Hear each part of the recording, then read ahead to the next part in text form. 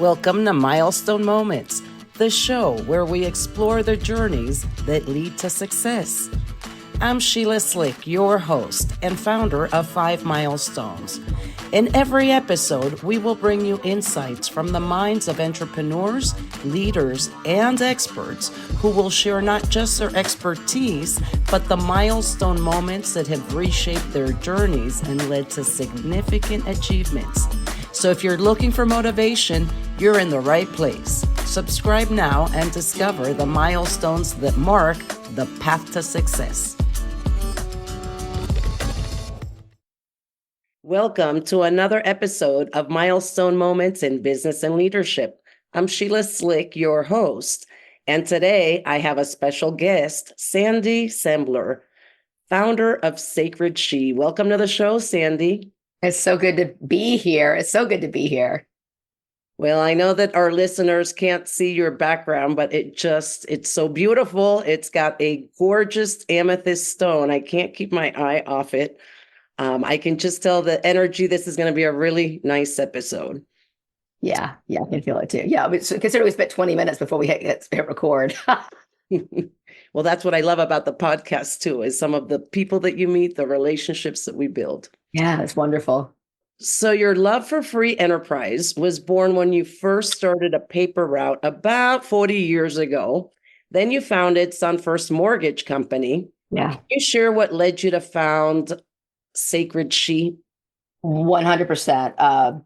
So Sacred She essentially is my healing journey, how I ended up in this very moment here in 2024 to heal lots of patterns, lots of generational patterns that had me stuck and some limiting beliefs and what have you. I actually grew up in an Amway family. I grew up in a space where there were always books and tapes and functions and what have you. And I really know that my college came from books, tapes, functions, and all the things. I actually dropped out of college and was building my first distributorship at 19. And honestly, the 12-year-old paper route wasn't because I wanted to be an entrepreneur. It really was more out of necessity because my dad left and we needed money. So it was more out of trauma, I found out. And so Sacred She was born because I had left a not so healthy marriage with my 10-year-old son at the time. And I was in therapy and thought I was doing all of this right, started another business.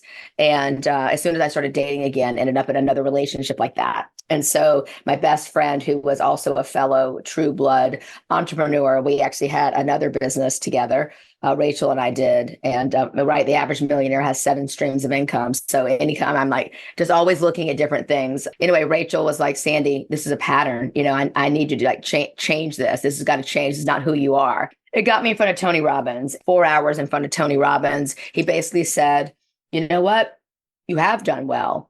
You've done really well financially. You've done really well in business. You haven't really been done so well in your personal relationships. And so it's because you're showing up as a dude. You need to show up a little bit differently because you're showing up so masculine.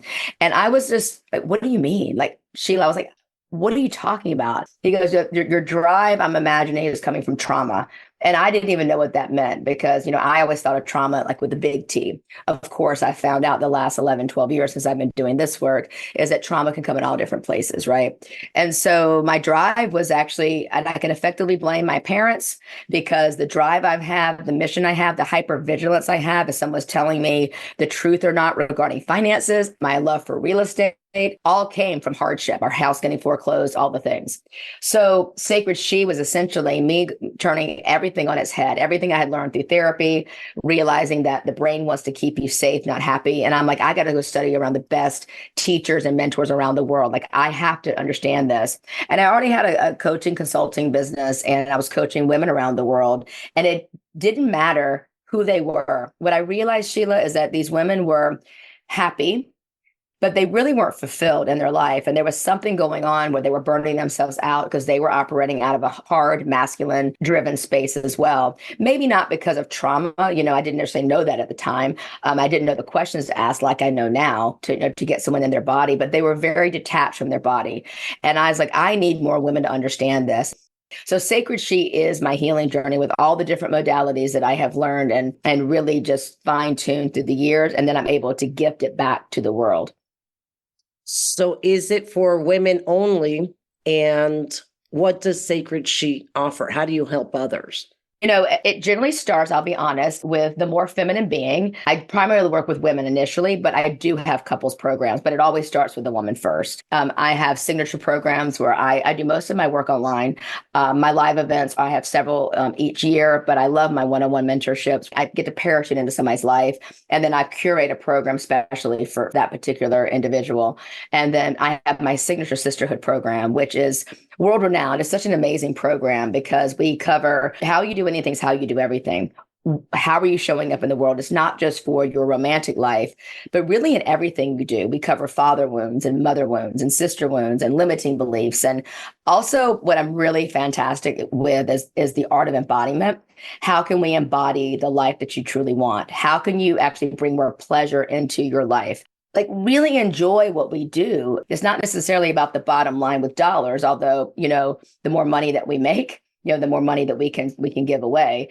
But a lot of people, their blocks come from, not feeling like they're worthy. So we get down to the worthiness piece of that, or they haven't healed their feminine wounds. And this is for men as well, by the way, not just for people for Sacred She. And then I watch the iterations of their careers shift. Whether their career is like full-time, full-on, boss babe gal, and then I get my hands on them and they realize they don't have to hustle that much to be that successful. And then they reshape and reform their life into essentially, like my coin as the CEO of their life. Like, how can we have them show up with their core desire? So it sounds like there's a lot of self-awareness within your program.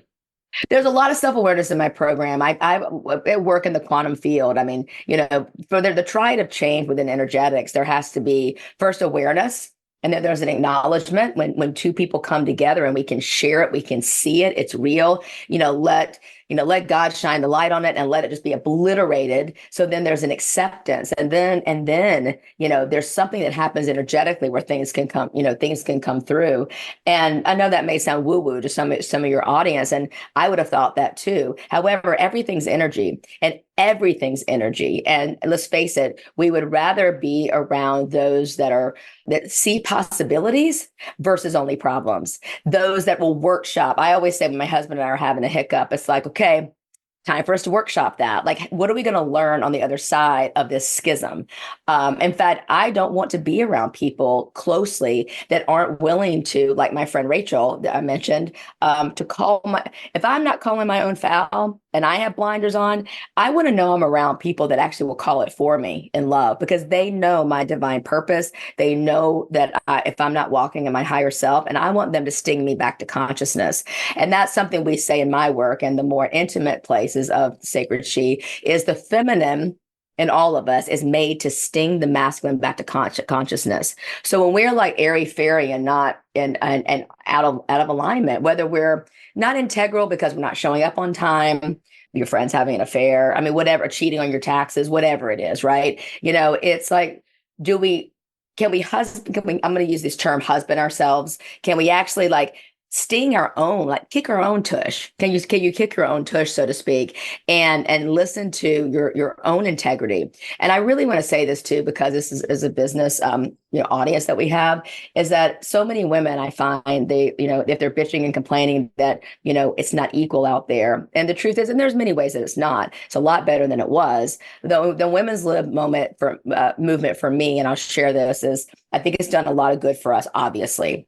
I also think that women thinking that we need to be just like men in the workplace has actually hurt us, because we actually lead with our feminine intuition. We can go a lot further. And if more men would heal their feminine energy and lead with their own emotional intelligence versus the ego, we'd be okay. But let's face it, with every iteration, we have more women that are leading with the ego. And the ego is great. We need it. It keeps us alive. However, if it's not healed and we're operating out of shadow, that's where we get in trouble. That's where the competition is, right? That's where not coming together to collaborate is. You get what I'm saying there? I'm learning. Yeah. I'm soaking it in. Love it. Love it. Love it. That was a long answer, but I think we got what we wanted there. So looking back at your career, what's the most valuable lesson you've learned? Gosh, I honestly think I'm literally in the impetus of learning it now. And the bottom line is that know what it is that you desire and rise to that occasion. Become the woman or the man that actually is worthy of that. We were born worthy and nothing can change that. But what I mean is that you actually grow into your shoes, knowing that you are there. You embody it or as if you're already there. And that power of the pivot. I mean, that's actually two. But understanding that if we really believe that the universe has our back, God's got us, let's show up as that. Because I truly believe that God doesn't give us any more than we think we can handle. When someone wants to scale their business, and if I'm working with someone more on the business side, because I do still coach business with people in the one-on-one space, it's like, are you showing up as a woman who actually is living her life as if she is worthy of that? And I'm not saying go buy a new car in debt. What I mean is that, do you really believe that? And we call that like a drala practice. Like, are you showing up like she who lives in luxury? And luxury is going to be different for me than it is for you. Luxury for me is actually being able to go to the mountains in the summer and walk around barefoot and have my 3 dogs with me and hike every day. To me, that is luxurious. It doesn't mean living in Paris and in a bubble bath, but for somebody it might. So again, how we do anything is how we do everything. So the biggest lesson for me is, am I in integrity? And when I go to bed at night, I ask myself this question, these questions: how did I live? How did I love? How did I matter? And did I serve everyone that I possibly could, that I knew that I could touch that day? And when you know you're going to ask those questions at the end of the day, you better believe you live your life a lot differently. Well, you did mention pivot, so let's talk about your next milestone. What is your next milestone? I love it. Well, we have a goal to touch 12 million lives directly and indirectly with the work with Sacred She. And what I mean by that is not just with the women, that I'm working with directly, like if you were my client, but the women that will be touched by people on your podcast, people that will be touched like your children, your grandchildren, because we like say we are Sacred She. And I get messages from my clients about their kids that actually are watching their moms like skipping practice, and the moms become a lot more fun because they actually have really healed the little girl that lives inside of them, right? It's just real. I want to keep it real. And sometimes that's not the easiest thing to do, but vulnerability is such beautiful fuel. So out of curiosity, why the 12 million? Like, why that number? I honestly don't even know. It was literally just in a meditation back in 2019. I literally was asleep, woke up in the middle of the night, and Sacred She with a K came to me. I woke up and I think it was 3 o'clock in the morning. I grabbed my phone across the room and I got it and I just went on GoDaddy and I was like, Sacred She with a K. That was it. And the next day I just told John, I went, 12 million lives. Where'd it come from? I don't know. He's like, that's a lot, because he's like 25 years corporate. I mean, how did I marry that? I don't know. But 20, and he's like 12 million. He goes, do you know? And he's like analytical. Like, do you know how many? I'm like, I don't know. It's just 12 million. Right. But we've had families hire us. And I'm like, it's happening. I believe in generational blessings as well as generational curses. And it's happening. He's like, and it's not like we have a wall with like dots on them, like with like like a map. I mean, maybe we should, but in my mind, it's already done. Like with a number, either it signified a number or some kind of mathematical formula that led you to that specific number. Oh, I cannot wait to tell my husband that you asked that. He's going to laugh so hard and go, oh no, yeah, there's, listen, Tony talks about in business mastery, there's 3 archetypes in a business, right? There's the operator manager, there's the entrepreneur, there's the artist. The operator manager for me is like way out to lunch. I've got to have somebody help me fill that role for sure. But I'm definitely the artist. I love to create, and I'm definitely the entrepreneur because I will always take chances, right? But that, yeah. So I am excited you asked me that, because that tickles me that you asked me, like, where did that come? It's a good question. Well, and then let's go back to the good walk, that strut that brings abundance. Do you just walk around your house, or what's that magical tip that you can leave us with? Woo! That's good. That S walk, though, is the flow. I mean, I say anything's a practice. The way I teach masculine feminine energetics is not like you need to go to a Sedona and dance around a fire and goddess dresses, although that's fun. I really say, can you just, when you walk through your door frame, can you slow down and think, can I soften my jaw? Can I swivel my hips? can I actually maybe take my hair out of my ponytail? Like, what can I do right now to be more in my body? Because let's face it, when we're in go, go, go, go, go mode, we're not as juicy and we're not as creative either because we're too busy doing in the masculine versus being. But that S walk, I mean, it's now a practice. I mean, I walk down the aisle at the grocery store. There's a big difference, sister. When you go to pick up, I would kind of show you. So let's just say, like, this is the pen. You can't really see it, but let's say that the pen's in front of me. So if I am in my masculine and I want the pen, I always use a can of beans at the grocery store. So let's just say the can of beans right here. And if I'm in my masculine, I'm going to go in the grocery store. I'm going to go right in. I'm going to go get the beans, right? But if I'm in my feminine, I'm going to walk in and I'm going to like look around and I'm going to like just saunter. I say, take advantage and do the S walk all the way down. And you pick up this, you're looking at it, maybe smelling the lemons, and you're taking your time. Use your five senses, and then you'll end up in like the beans and like, oh, yeah, this will work. And maybe I'll take this, right? But that S walk, I'll send you something too. I'll show you. But it is this very beautiful way to allow your hips to open up. And it just calls in because it forces you just to slow down. It really does. Okay, so all around town, whether I'm walking at the beach or at Publix, I'm Yes. doing the walk. Yeah, I always know you're from Florida because you said Publix. But let me tell you a really quick thing before we go, if you don't mind. When I first started studying embodiment, it was because I realized I had so much knowledge in my brain, my membrane, but nothing had seeped down in my body.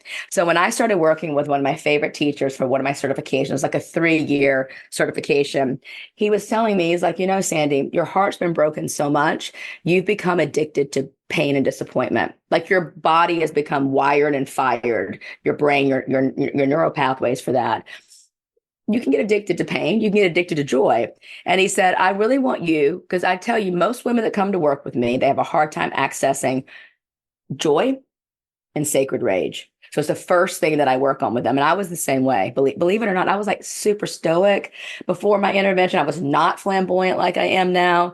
I was just, honestly, I think I was probably kind of boring at the end of the day when I look back on my life.